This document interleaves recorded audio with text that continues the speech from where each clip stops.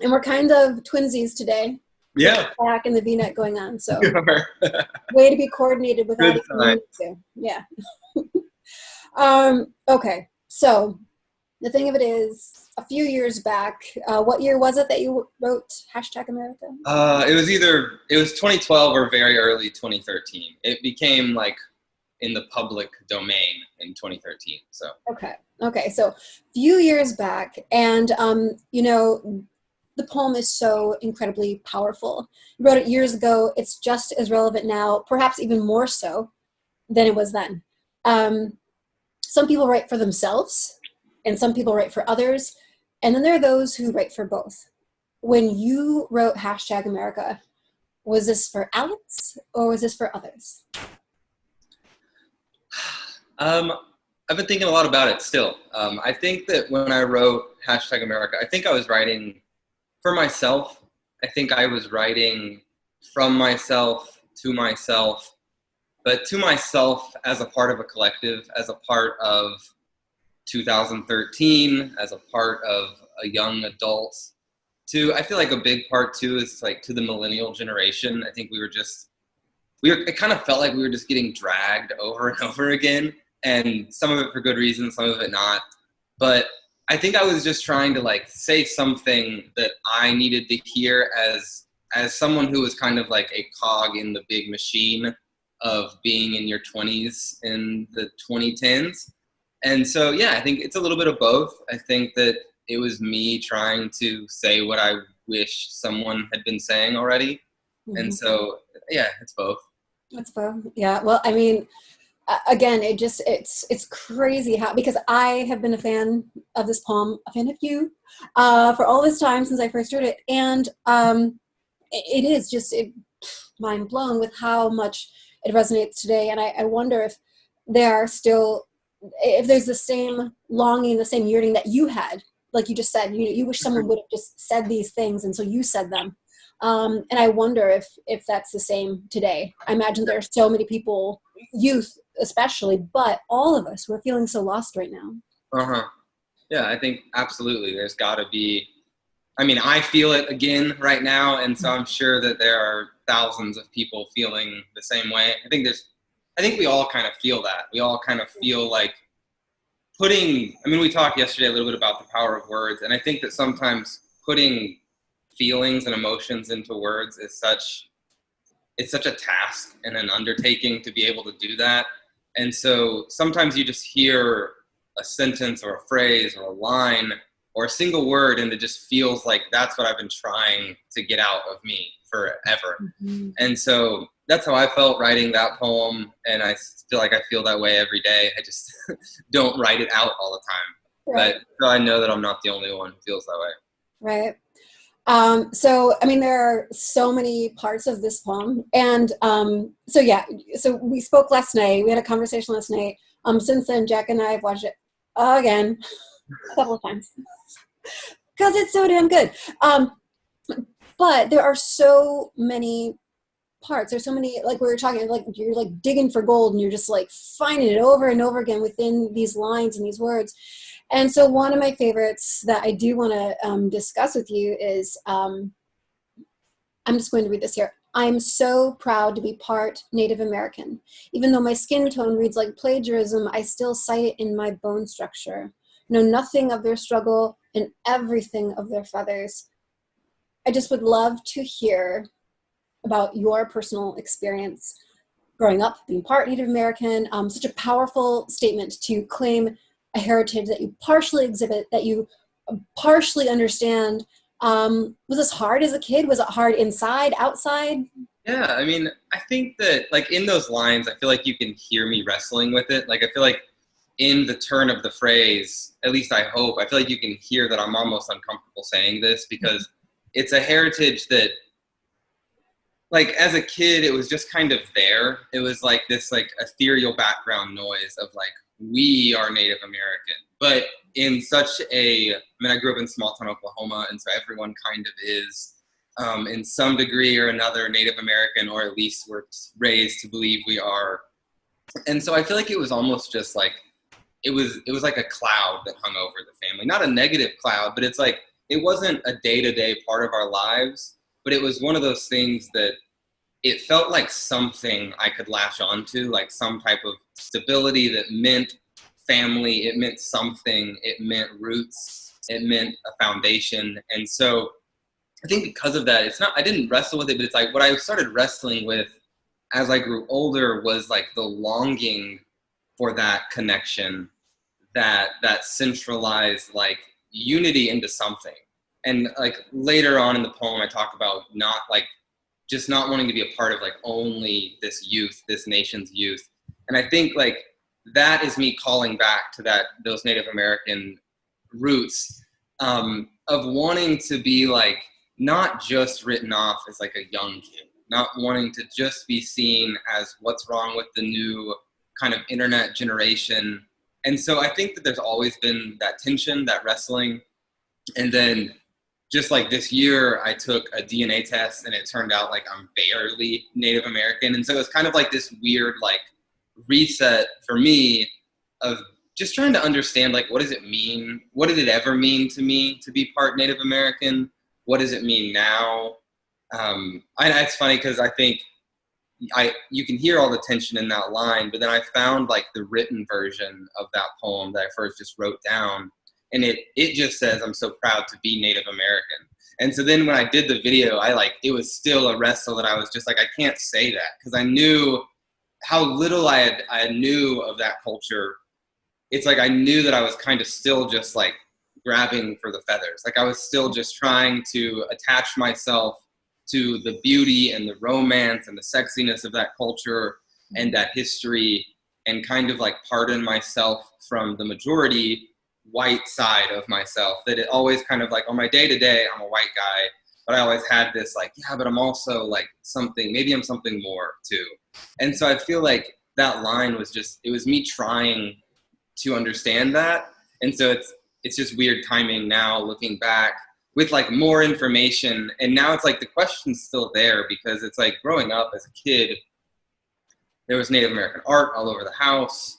There was like, I knew I was on the Creek registry and I had the card, and it's like, I'm as Native American, like to the nation of the Creek, I am as Native American as you can be. Right. But it's like, there's also this like other side of it that's like, I don't look at genetically, it's not as maybe much, it's not enough in my mind, or like, I don't remember what it is now. I don't remember what I thought it was. But there's just like, there's this weirdness in it as you try to balance what it means to be you as it's like filtered through what it means to be anything, I think. And so you're trying to understand like yourself and your family through these terms and these identities that you like want some of them, you don't want others of them. And it's just like a constant wrestling that I feel like I'm still wrestling with that now. It's just different. Like, it's just like the glass has been tilted a little bit. And so how I look at that kind of like weirdness in me is just different. I don't know if I really have the words for it yet, as we were just talking. Right. I feel like it's still emotion. Yeah, it's a weird thing to feel something and then it kind of be taken away. It's like, I don't even know if that makes sense, but it's like, Yeah. I don't know. No, and it does make sense. And I think that there's a lot of people who are wrestling in a similar way. Maybe not exactly, though. I think especially right now with the social climate that we have, the political climate that we have, people asking themselves, do I have the right to see this? Yeah. Do I have the right to own this, or to this position, this, and so I think that's something that a lot of people, but the fact that in this piece that you do explore that, because you have to wonder, do some people just claim a heritage, claim a position, and not really know the backstory and paid their dues or not? And is it necessary to pay dues if you understand? I mean, there's so many, I hear you, this wrestling that goes on, so many layers, And I feel like it's just, for me, that the whole question, that whole part of that poem is just trying to have the willingness to like step out and like whether or not I know for a fact I do not have the right to speak on Native America. I know that is not my place, but what I do have the place to speak on is like my perspective, my experience, and my weird juxtaposition of of being white with some Native American raised to believe that that was a big important part. But also it's like we weren't active in the community personally, and so there's also some weird balance too of how important was it in my family growing up, and maybe how important was it to me, or how important did I want it to be, and kind of that longing, again going back to that longing of it's not being fulfilled in my direct point of view, but it's like I want to understand more of what that means. And it's just that questioning. I think the whole poem is the big ongoing question of trying to figure it out. And so I think it's like right in the middle of that weird balance. Right. And it is. I mean, it's a beautiful wrestling match. I feel like the piece, that you're just in this angst of trying to be honest with what things are, and realizing, hey, but this is the way they should be, and I don't know where it is right now. And it's just it's a phenomenal piece for so many different reasons. There's another one of my favorites, but that's where you speak to a reference to Twitter, and you speak about people are dying 104 characters. Oh, I just said it kind of like people are dying 140 characters. I've watched it a few times, 140 characters at a time, and just wanted, because when we spoke last night, you said it so beautifully. Explain what this dying, what this death, 140 characters is. Yeah. Okay. So to kind of try to reset where we were. So it's 2013. This is 7 years ago. This is just before the Black Lives Matter movement kind of took off. And so I feel like when I hear, especially in anyone right now, it's 2020. We're in the heart of it, in a beautiful, wild west of social change. It's a wild. But I think that now when I hear that, it sounds like that. It sounds like I'm talking about the paying homage to people's lives who were ended so abruptly, and the only way we have to talk about it is Twitter. And I think that's true now, but I think where I was writing from was there's this weird juxtaposition I think that we were in 2013, and I think you hear it through the piece. I think it's kind of a broader point that I'm trying to make, is this the balancing of how serious social media is with how light social media is, and how much fun it is, and its filters and games and apps and all of these things. But then there's also now we're talking to people all over the world, and it's instantaneous. And so I think that what I was trying to get at was that if we're going to be uploading ourselves forever, and if we're going to be living on the internet, then we are going to be dying on the internet. And people are, whether they're literally tweeting about it now as they are now, or if 7 years ago it's just the fact that people are alive and then they're not, and that they're this digital understanding these bits and pixels and ones and zeros of what somebody is, and then they're just not, or there's also so much of just an emotional and a spiritual death of people burying themselves online, of just putting everything of the core of me is just online. It's online. And so I think that what I was trying to get to was just that balance of, if we're going to keep uploading everything, then we have to understand what the end result of that is, that the other side of living digitally is dying digitally. And what does that mean for a culture and a society where we kind of keep those things forever? People, and there's almost a weird further continuation of that is pre-social media. When people died, they just kind of died, and they were just kind of gone. And so now, 7 years later, you kind of see how that's, in a lot of ways, it's just not true anymore. Yeah. People who are on social media who I've never met are as alive to me as they'll ever be. And there are people who have passed away who I only ever knew digitally. And it's hard to really wrestle with the fact that they're gone in some physical sense when all I've ever known of them is a digital sense. And so I think that you find that just that weird, it's a continuous cycle of we put everything that is us online, and when we die, there becomes this void, this absence of us that becomes filled with who we are or who we were.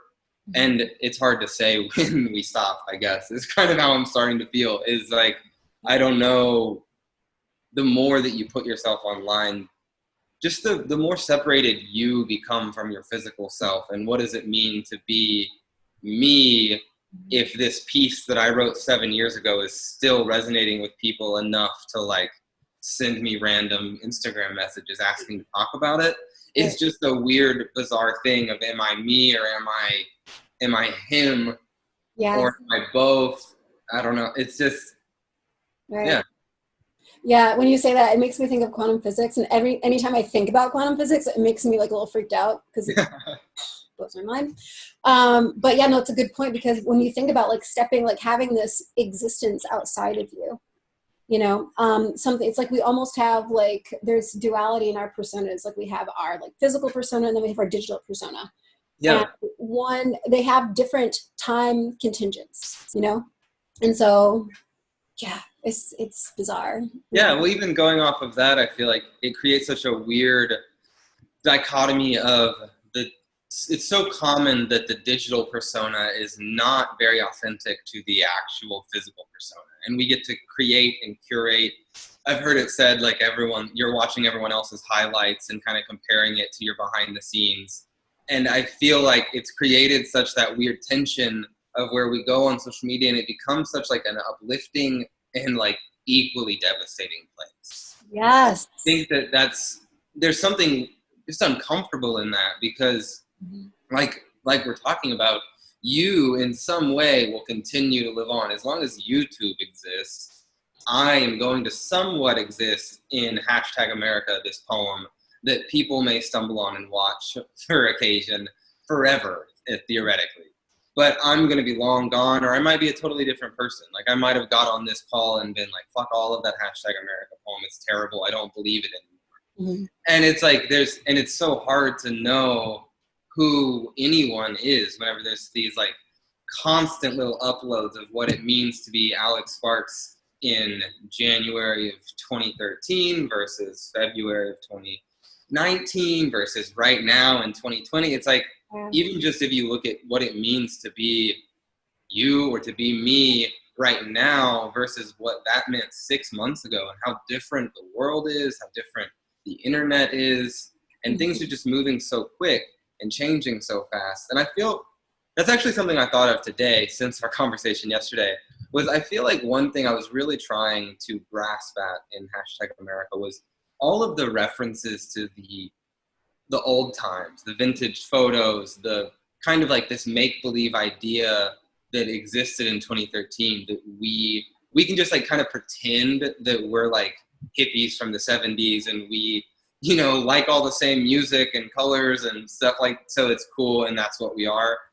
And I felt like we were kind of, at least this is a brand new idea, so maybe it's wrong, but I feel like we knew how fast the internet was going to change things. This is how I felt. Like, we saw it start to happen, of how quick things move, how quick information changes, how quick culture can shift, because you don't have to wait for TV or magazines. It just happens. Mm-hmm. And so I feel like a lot of those early 2010s were like this weird generation of people who were kind of like holding on to some idealized past of like what it meant to be young in the 60s and 70s was to be like free. And so we would road trip. And that was also, there's like kind of this like timeless Americana thing, which kind of fits into the whole blanket of the poem, I guess. But to me, it just felt like, I feel like I was trying to say like, this is all fun, but like, we don't know what we're making here. Right. We don't know where it's going to be. And maybe we should take a breath from looking back and try to look forward a little bit while we still can. And I feel like that's, in a lot of ways, that's still what's just as true right now, is let's look forward. And I think I feel like you're kind of starting to see that even just this year. You're starting to see lots of people say like, we're done with it being the way it is. Mm-hmm. What do we want America to be, you know? Right. Yeah, no, I very much agree. I mean, so much of, you feel like we say, oh, we've come so far, like things are changing so fast. And yet, let's just take your poem, for example. right? That it's still exactly just as relevant today. Let's take a look at, Frederick Douglass and his speech. And we now, go back and reread it the other day. And I'm like, so much is still the same. We've changed Yeah. so much. We've moved Uh-huh. so far, and yet not really. Yeah. So you wonder, like, what is just human? Mm-hmm. And what is like the human condition? Is this part of a condition that we just have to like figure out how to work through, or is it that, this is malleable? It is something that we can change, and if we can, how do we change it to make it a sustainable change and not just, something momentary that's trending, Yeah. that's hashtagable, Uh-huh. So, yeah, this piece just, it embodies like all of just that thought process, and then you've got the brilliant words, that, we're all just broken people trying to keep from getting forgotten about. And isn't that the truth, where if something isn't posted online, like how quick are we all, oh, gotta post this, let me post this, Yeah. let me post this. And if you don't post it, you kind of feel like, oh, like it's a Yeah. lost moment. When I used to do a lot of blogging and whatnot and about my own personal experiences, I felt like if I was seeing the world through my camera. Mm. People use their cameras and not phones. But, I felt like I said, I am living vicariously through my camera. Yeah. I don't know what a sunset looks like anymore. Uh-huh. So it's like we have this, it's not, we're not living analog anymore. We're living digital. And I mean, there's good and bad about that. But I feel like your piece is so interesting because it's both. I feel like it's a very analog experience, very real and very present, but at the same time, it has this way to transcend time and be digital in that way, where it can be reinterpreted and reimagined and re-experienced. Yeah. The power Yeah. of words. Yeah. I mean, going back to just that line of trying not to be forgotten about, I feel like that's all uploading anything is. It's just like the line is, the goal is for it to be bigger picture, but I think on the day to day, it's just, I want my friends to remember I'm here. I want my acquaintances to think I'm interesting or cool or have something to say. And so you're just saying something. Mm-hmm. And I think that just being like a big mess of broken people trying to like fix ourselves by existing more is such like, it's like a flawed approach to the problem, I feel like. And so that's like, in a lot of ways, we talked about this a little bit last night, but just of why I've stopped writing so much in some of those ways, and even taken a backseat from social media to a lot. Like, I mean, I still use it, but I kind of came up in that Instagram generation of like, it's all the time. And I've taken a big step back to just kind of be like, I don't want this to be, I don't want to feel like this is all it is. And so I'm just going to stop doing it for a while. But I feel like there's so much value in waiting to have something to say before saying something. Mm-hmm. And that's not always true. Like, I know that sometimes people just rise to the occasion, or sometimes you see these like magical things online that were just happenstance that moment. And because it lives forever, it becomes like something so much more powerful than that singular moment ever could have been. And so there's value to both, for sure. But I think what's wrong is the obligation that everyone feels that they need to have something to say. They need to have a response, or they need to have an opinion, or they need to just be proving to nobody that their life is valuable and worthwhile. And the fact that we've gotten to this point where, in a lot of ways, it's so easy to feel like the only way to prove those things is to post about it online and to share it with somebody else, is just, it feels like a missed opportunity. I think that it's something that we have. The internet is this big, terrifying magic tool, and I just think that we don't know how to use it. I feel like we're a bunch of cavemen who like got an iPhone and they're just like doing whatever they can figure out. And I feel like it's so, and just now, again, I feel so encouraged by, as devastating as this year is, I feel so encouraged by the last few months. I feel like we're starting to realize what this tool really is. Yeah. It connects people in the lighthearted mess of just being alive, but it also brings it can bring real change. Like, there's real power in people coming together in a way that was just not possible 20 years ago. It's not even that long ago. And it's something that was not, you couldn't even pretend it was possible. Right. And when I wrote this poem, it's like I was just kind of starting to see what might be, because the internet was absolutely a thing in 2013, but it still was just so fun, so light, so wild, so like uncertain of what was going to happen. And as things have just continued to adapt and grow, and I remember like all the social medias that keep changing and always feeling like I was ahead of the curve. And then now I'm starting to feel like, oh, I'm like a few behind now. And it's like, you're like, I just don't want to TikTok right now. Like I appreciate it. and I appreciate getting to reap of it. I just do not want to do any sewing. Right. No, and there is that, because, and so, yeah, so I love how you reference it that way too. It was like the wild west of things, right? And so now this new frontier, and now the frontier has been like templatized and scheduled, and with particular metrics associated and analytics. And with all this data, it's become different and serving different purposes, perhaps, than it did when it began. It's changed so much. And when we speak about change, again, going back to your poem, that as the times have changed, the context around the poem, in just these days and times has changed. So finding, as you said last night, that you're finding new, like, sort of revelations about the poem, about what it might say to someone else, about what it might say to you. And I just think it speaks so much about how this craft, this art, has to be preserved and appreciated and embraced, because of that very thing, that just the power of words, these words specifically as we're speaking, it's so important, and it's such a timeless, craft. And such a gift. I mean, and I shared this with you last night, and I'll say again that, I'm brought to tears every time I hear it, because it is so profound, and it's a piece where everyone can resonate, everyone can connect. And there are few things in this world that we can say, everyone can feel it, everyone can get it, and they translate it in their own way, which is the beauty of words, again.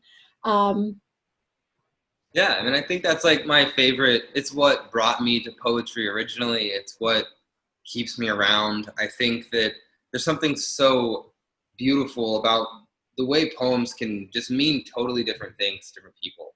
Yeah. And you get the same thing with song lyrics and things like that, where you hear something and you fully understand what this artist was trying to communicate. And then somewhere down the line, you actually look up the lyrics, or you hear an interview, and it's like a totally different thing. Yes. But it is and it isn't. It's not. Like, it's still, to you, it's still what it's always meant. And I think that's what makes words specifically so powerful, is by putting them together in certain sentences, turns of phrases, and you create these experiences and these thoughts that are just open to whoever hears it. And that's why I like spoken word so much, because I like being able to communicate out to an audience. And I think that you get a different thing if you read it versus when you hear it. Mm-hmm. I feel like hearing it, I feel like you get a little bit of the author's heart or goal or ideas that you just can't get reading it. But then one of the benefits of reading it is that you don't have to deal with that. Yes. You don't have to look at it through their lens and filter. You just get to take it in for what it is. And I think that there's just something so lovely about being able to go back to something that you heard years ago, mm-hmm. and it still hit you in the same and totally different ways. And I feel like with this poem, for me, now it's impossible for me not to see it as it's 2020 and things are very crazy right now. Right. And so I just I can't hear it not me talking to me now. So maybe that kind of answers your first question of who I was talking to. I guess I was talking to me. Well, and so yes, it's good we circle back and we come back and we go on our tangent. And but you make another beautiful point about, so being into spoken word myself, that there is something about there's the written word and there's spoken word, and they're very different experiences. And you said it exactly that just now. And to say, you can say, I'm fine, or you can say, I'm fine, or you can say, I'm fine. I just said 3 very different things. Yeah. So the way that it's like adding a whole another level. It's like adding this whole layer of context on top of it that communicates something so different. So I just wish that more people, and perhaps after we get this out and push this out, people will be able to experience what Jack and I have, and appreciating and enjoying experiencing your work. Yeah, I'm so grateful. I really am. It's like whenever you write anything, I feel like you're hoping that it does something to somebody. You're hope in the same way, like I write things because somebody else wrote something that did something to me and stirred something up, and I felt like I had to return the favor. And so hearing somebody be just genuinely like grateful that the piece exists at all just is like, it's just like a weird blessing. It feels good to know that an art form that I've kind of stepped back from is like still making the change that the reason I ever wrote was to hope that it would do that kind of thing. And so the fact that it still can is a cool thing. Yeah. Well, we are just so thankful to have connected with you, and we're excited to share your piece with the world, and to hopefully inspire people to pick up a pen. And then after you pick up a pen and put it to paper, that you pick up that paper and you share those words with your voice, and have that experience for yourself and share it with others, because there's so much to be gained and learned and explored. I think we could go on for like hours about this one poem of yours. We really could. We won't, but we could. And so I that's what I hope that in sharing your work that we can do for other people, to extend that invitation to them to experience your work, to create their own, and for all of us to be a little bit better because of it. Yeah. I hope so. Thank you for being always amazing, Alex. I'm just going to call you that. Always amazing, Alex. That works. I'm a fan of alliteration, so AA. That could not be true, though. Well, anyway, thank you so much. Yeah, absolutely. I'm glad we could do it the first time. I'm glad we could do it again. It's a joy. I'm happy to do it. I can always talk about poetry, and I'm a narcissist, so I can always talk about my own poetry.